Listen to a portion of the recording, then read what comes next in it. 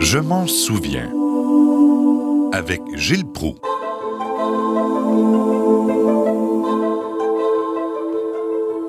Aujourd'hui, chers auditeurs, j'aimerais vous faire connaître, puisqu'on a abordé la naissance de la Confédération dans une émission antérieure, quelques premiers ministres canadiens qui ont été très compréhensifs à l'égard du Québec, ce qui n'a pas été le cas de tout le monde, comme on le sait. Et sûrement pas de Johnny MacDonald.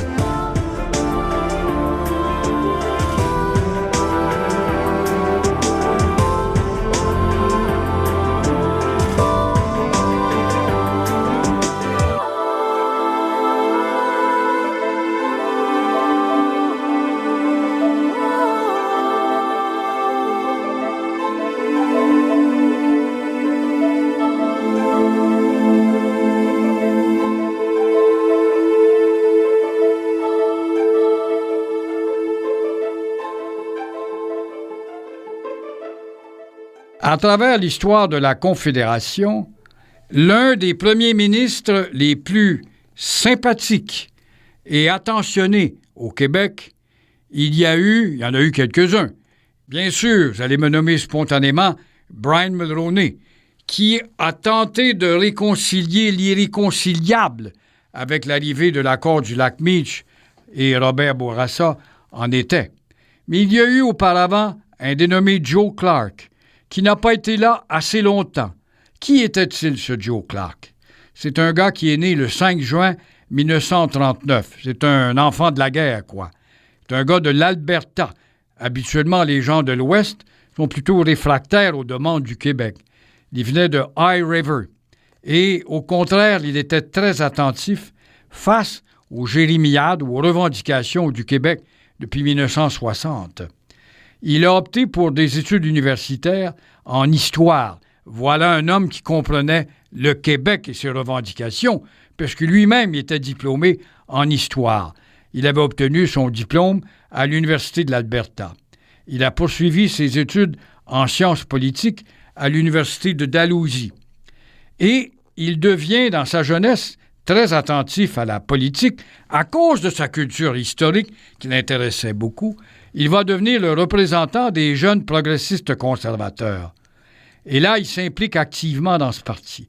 Il travaille donc pour des conservateurs albertains d'abord et auprès de Davy Fulton et Robert Stanfield à Ottawa. Quand je vous dis que les rarissimes chefs à Ottawa qui ont eu une compréhension plus aiguë à l'égard du Québec, il y aurait eu, sans l'ombre d'un doute également, Robert Stanfield, qui va être battu par Pierre Trudeau, parce qu'il avait, lui, dans son programme, la reconnaissance des deux nations fondatrices au Canada, ce que ne reconnaît pas Trudeau et les libéraux.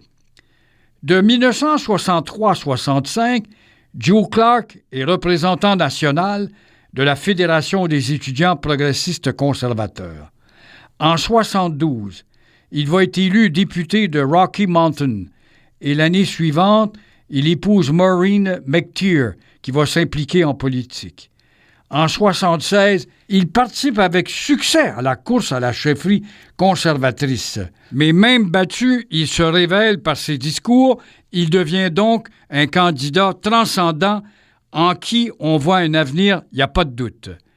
Lors des élections fédérales de 1979, son parti s'empare du pouvoir et c'est lui, Joe Clark, qui est le chef du Parti conservateur.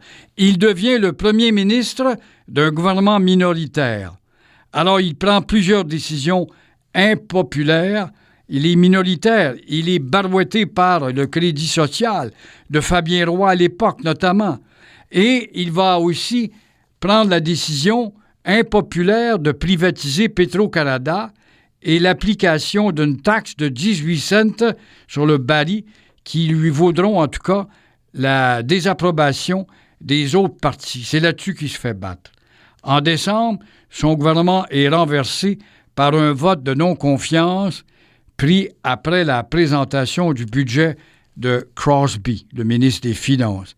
Mais imaginez-vous, les libéraux vont se battre à propos de ce 18 cents qui faisait un scandale et en prenant le pouvoir eux-mêmes avec Marc Lalonde, qu'on a appelé le ministre de la Pompe dans le temps, va imposer une taxe encore plus grande que celle du 18 cents de Joe Clark. Aux élections de 1980, Pierre Elliott Trudeau et les libéraux en profitent pour reprendre le pouvoir.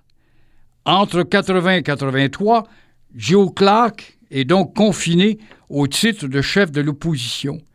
Il demeure très actif et va retarder des projets constitutionnels que Pierre Elliott Trudeau va imposer à la défaveur du Québec. Il se fait le défenseur du Québec.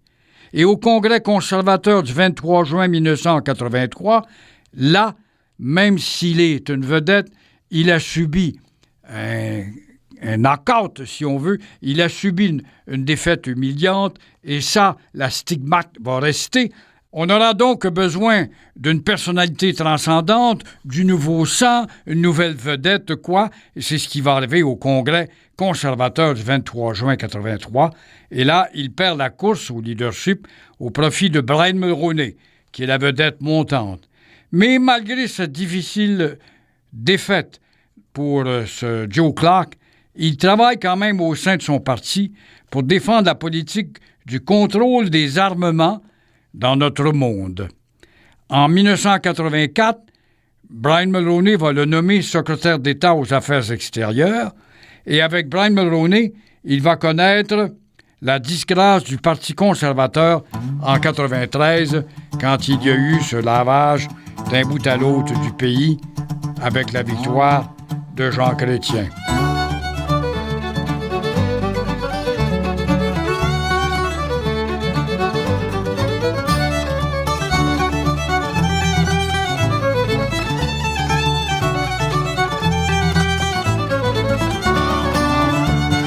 Évidemment, avec Brian Mulroney, une nouvelle ère s'installe en politique fédérale et un autre conservateur compréhensif à l'égard du Québec.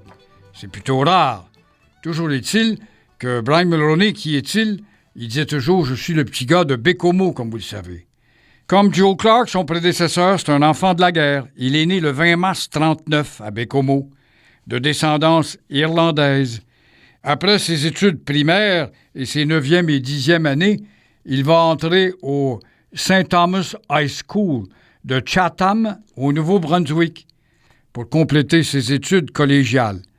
Et malgré le budget serré, parce qu'il n'est pas d'une famille très riche, ses parents ne sont pas millionnaires, loin de là, il fait des études universitaires à la Saint Francis Xavier, c'est-à-dire l'université à Antigonish, en Nouvelle-Écosse. Après s'être intéressé aux sciences politiques et au commerce, il opte finalement pour le droit et s'inscrit à la faculté de Dalhousie à Halifax. Lorsqu'il échoue sa première année, il doute de sa vocation et en 1960, il abandonne le common law pour s'inscrire en droit civil à l'Université de Laval, à Québec. Il est persuadé que c'est la meilleure porte pour entrer en politique. Durant l'été de 1962, on est en pleine révolution tranquille, il observe la politique qui se déroule, la nationalisation de l'électricité s'en vient avec les libéraux de Jean Lesage et René Lévesque. Il observe tout ça et il occupe aussi un poste de chef de cabinet du ministre de l'Agriculture à Ottawa, où les conservateurs sont en pleine campagne électorale en 1962. Il y avait eu une élection fédérale. C'est aussi à l'Université Laval qu'il fait la connaissance d'un nationaliste confrère, Lucien Bouchard, qui lui aussi était un conservateur, qui comprenait le Québec et le fonctionnement d'une confédération et non d'une fédération. Alors, toujours est-il que Lucien Bouchard va même devenir son maître à penser. Il doit commencer sa carrière d'avocat dans un prestigieux bureau de Montréal, mais voilà qu'il échoue ses examens du barreau. On ne peut pas dire qu'il est le plus talentueux des étudiants. Ses patrons acceptent de le garder quand même jusqu'à la reprise du mois de janvier, mais il échoue encore une deuxième fois et donne sa démission. Il faut croire qu'il n'avait pas le talent de retenir les leçons qu'il pouvait apprendre, ou il était obligé d'apprendre. Parce que le droit, étudiant en droit, c'est une forme de catéchisme, où vous devez apprendre par cœur la récitation de combien de points de loi, quoi. En 1965, il va être enfin admis au barreau du Québec. Et durant toutes ces années, Brian Mulroney continue de s'occuper activement de la politique fédérale au sein du Parti conservateur. Il s'implique personnellement dans le départ du leader conservateur John Diefenbaker, qui fut pourtant son idole à un moment donné, parce que Diefenbaker a été un premier ministre assez compréhensif à l'égard du Québec, et il a été surtout un excellent chef de l'opposition. Mais quand même, déçu de ce dernier, toujours est-il qu'on va qualifier le geste de Brian Mulroney de trahison en lui donnant un coup de poignard qui va le faire sauter, ce que Diefenbaker lui pardonnera pas, quoi.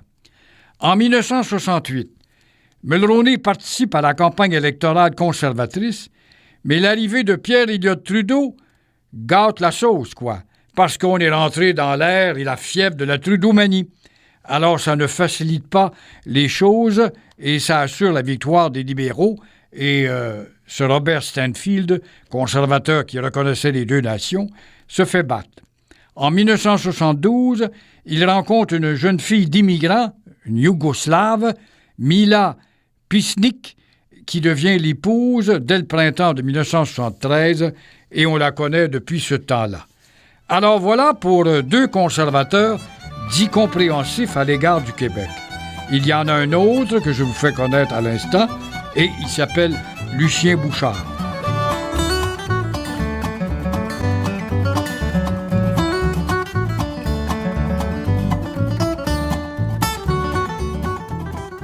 Des fédéralistes conservateurs compréhensifs pour le Québec, il y en a, je viens de vous en nommer deux. Il y a eu une époque où il était conservateur, il l'est peut-être encore foncièrement. Il s'agit de Lucien Bouchard, qui était l'ami de Brian Mulroney. Lucien Bouchard, lui, est un enfant de la crise et non de la guerre. Il est né en 1938 à Jonquière, au sein d'une famille de 5 enfants. En 1951, il va rentrer au Collège classique de Saint-Michel pour 4 ans, avant de continuer ses études au Collège des Oblats de Jonquière. Et durant ces années, il se révèle être un élève studieux et particulièrement doué. C'est un gars qui a le verbe facile, les envolées, et il est un adepte de l'art oratoire. Après avoir songé à la prêtrise, il va s'inscrire en 1959 à l'Université Laval, où il opte, sans grande conviction quand même, pour les sciences sociales. Il terminera cependant avec un prix d'excellence. L'année suivante, il s'inscrit à la faculté de droit de l'Université Laval. C'est là qu'il fait la connaissance de Brian Mulroney, avec lequel il entretient de très bonnes relations. Il devient même son ami. En 59-60, on entre dans ce qu'on appelle la Révolution tranquille. Et alors, durant ses vacances d'été, il travaille pour le journal La Presse, dans les bureaux de Jonquière. Il est le correspondant du journal La Presse, si on veut, au Saguenay-Lac-Saint-Jean. Et au cours de sa deuxième année de droit, il récidive en écrivant dans le journal universitaire Le Carabin, dont il devient le rédacteur en chef. Cette année-là, le journal gagne le trophée Bracken, c'est-à-dire la meilleure page éditoriale. Il gagne aussi le prix Le Droit pour le meilleur journal étudiant francophone. C'est à l'honneur de Lucien Bouchard.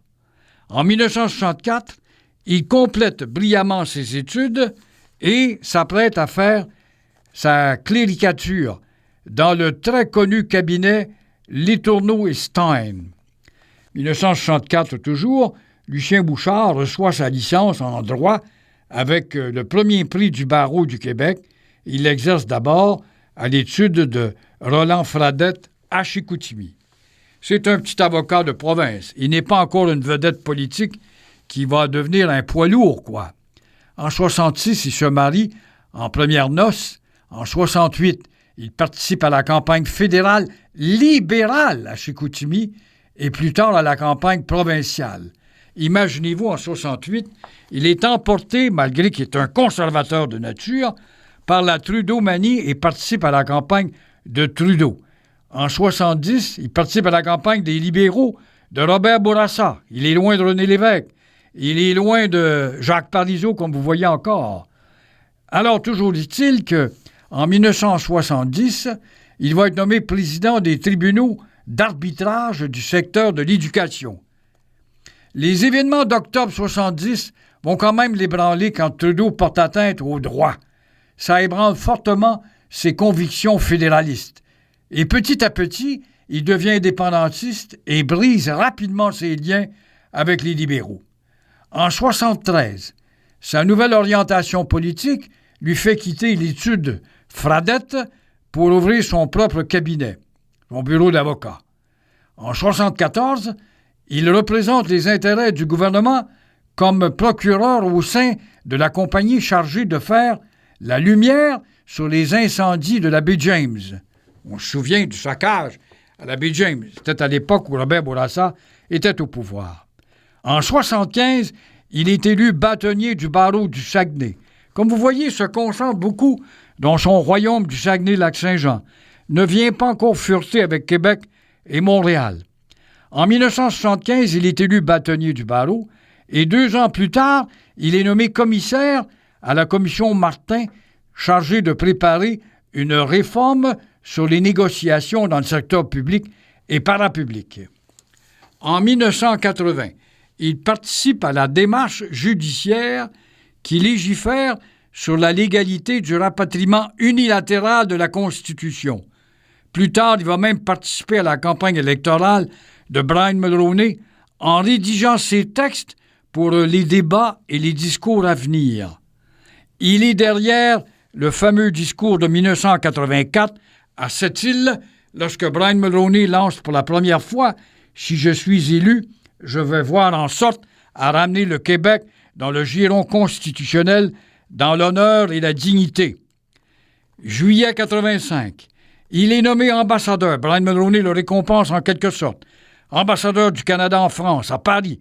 Et 1 an plus tard, il se sépare de sa femme. En 87, il fait la rencontre d'Audrey Best, qui deviendra sa seconde épouse en mars 89. Et juste auparavant, il avait fréquenté quelques mois la journaliste Denise Bombardier. En 88, il organise le voyage du gouverneur général du Canada en France. Et au mois de mars de la même année, il quitte la carrière diplomatique pour entrer au Conseil des ministres et au secrétariat d'État à la Chambre des communes avec Brian Mulroney dans son gouvernement. La même année, il est député du Lac-Saint-Jean et en octobre, il se présente devant ses électeurs pour les élections générales fédérales. Il est réélu aisément. Il est nommé au ministère de l'Environnement. Mais après l'échec du lac Meech, le rapport Charest va le décourager. Il le considère comme inacceptable, ce qui était tout à fait exact. C'était un rapport outrageant pour le Québec. Alors ça va le décider, une fois pour toutes, à démissionner en mai 90. Et là, il se joint à plusieurs démissionnaires et fonde le Parti du Bloc québécois. Et aux élections fédérales de 93, le Bloc québécois ramasse les 2/3 des sièges du Québec à la Chambre des communes. Il devient donc le parti de l'opposition officielle. Imaginez-vous, un parti local d'une province, et il devient chef de l'opposition pour tout le Canada. Après la signature de l'entente tripartite avec le Parti québécois et l'Action démocratique, Lucien Bouchard engage sa formation du Bloc dans la lutte référendaire. Comme il l'avait promis, il quitte le Bloc québécois après la défaite du oui au référendum de 1995. Et la même année, il y a Jacques Parizeau qui, de son côté, démissionne parce qu'il ne veut pas être un premier ministre d'une province. Alors ça amène, par la force des choses, Lucien Bouchard, qui est une vedette politique, un discoureur persuasif sur la scène provinciale québécoise. Il est nommé à la chefferie du Parti québécois en un temps record et deviendra premier ministre du Québec. À l'exemple d'Ottawa, il s'attaque au déficit du Québec. Il procède à des changements importants dans le domaine de la santé. Les nombreuses coupures qui suivent sont très douloureuses pour les Québécois et ça critique. Les syndicats vont rouspéter. Mais les charges provinciales sont en baisse et Lucien Bouchard espère remplir tous ses engagements avant la fin de son mandat. Toujours est-il qu'il décide de quitter pour des raisons personnelles, pour être plus proche de sa femme et aussi de ses enfants. Et quelques mois plus tard, sa femme le quittera pour rentrer aux États-Unis. Alors, quand on parle de raisons personnelles, on peut parler aussi de la difficulté à diriger le Parti québécois, où la gauche pèse un peu trop lourdement pour lui, et aussi ce qui l'a découragé, tout en ayant perdu sa femme, qu'il aimait beaucoup. Il va s'apercevoir qu'au vote universel, bien qu'il gagne l'élection provinciale, il bat Jean Charest, qui, lui, au chapitre du vote universel, avait obtenu plus de votes que Lucien Bouchard. Mais grâce à une carte électorale favorable, le Parti québécois conserve le pouvoir. Mais par la suite, ce sera la démission et qui va amener André Boisclair à la tête de cette formation qui, lui, va faire descendre son influence à un niveau record en termes de peu d'influence. À cela, il faut rajouter aussi cette épreuve épouvantable que Lucien Bouchard va subir lorsqu'un bon matin, en se levant, il se sent affaibli. Et là, on découvre qu'il est victime de la bactérie mangeuse de chair, où on est obligé de lui amputer sa jambe. Et on s'est demandé, même si durant la campagne référendaire, il aurait eu la force de participer. Eh bien oui, avec une jambe ou pas, il décide de devenir quand même le personnage qui va monter le score du oui à 49,4, il ne faut pas l'oublier, même si M. Parizeau a apporté beaucoup d'eau au moulin. Pour des raisons personnelles, puis pas tout à fait personnelles, Lucien Bouchard quitte. La barque est trop difficile à diriger. Il y a trop de bipolarisation dans le Parti québécois. Les Québécois sont en train de se multiplier en autant de partis qu'il y a de Québécois sur le territoire. Est-ce que ce territoire est ingouvernable? Il plie bagage et redevient un avocat influent, où on le nomme à la tête de plusieurs commissions, où il va encore assumer un leadership sur la scène de l'actualité, notamment en faisant une sortie sur l'improductivité des Québécois. Oh, ce qui va choquer certaines oreilles en parlant, par exemple, de ce peuple qui ne travaille pas assez, qui n'étudie pas assez, fait donc le procès de la médiocrité scolaire en même temps. Et tout en choquant certaines oreilles, on s'aperçoit qu'avec le recul et le temps écoulé, que les pronostics de Lucien Bouchard étaient justes et pertinents.